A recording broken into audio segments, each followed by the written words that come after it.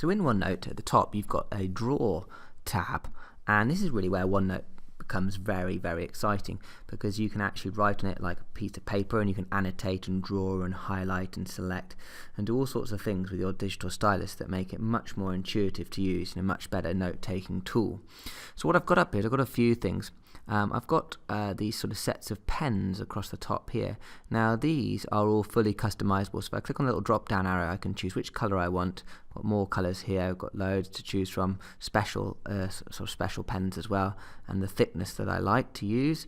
Also pencils, and that's important because on the pencils they work slightly differently from the pens.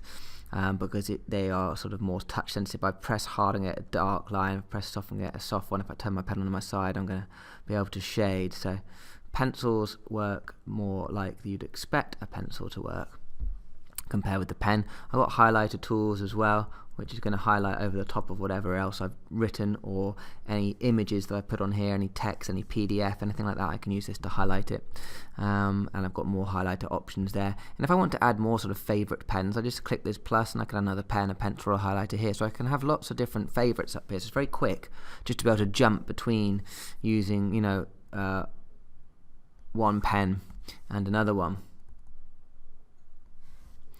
Now I've also got a couple of other buttons. I've got ink to shape, which is quite good. So if you turn ink to shape on and you draw sort of a rough triangle, it will automatically turn it into the shape that you're trying to do, which is a nice little feature.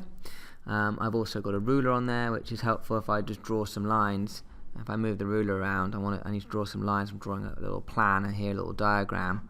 Then it will make sure I get that straight line automatically. I can switch that off. Ink to text is good as well, so if I turn that off there, ink to shape. Now if I do some writing here, and then I select it using my little select tool here, my little lasso tool, which allows me to select things. So I click that and then click ink to text, it will put it into text for me. So it will actually recognize your handwriting and turn it into typed text.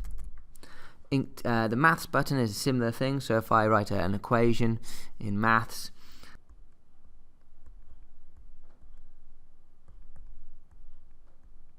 if I use the select tool to select my maths equation, there I go, and I click the maths button, then it will first of all turn it into ink to maths, so it does it in text version, so I can copy that across if I want.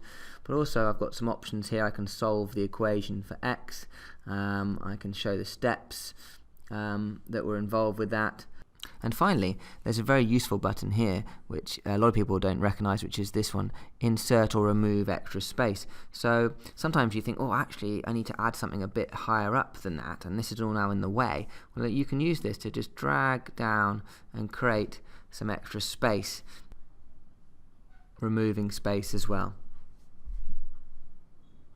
My final tip is about the eraser. There's an eraser button at the top which you can use to press on and then write as usual, and it will rub things out.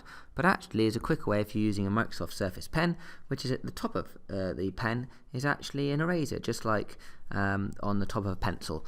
So if you just turn it over and write on the screen with the top of the pen, it will rub stuff out.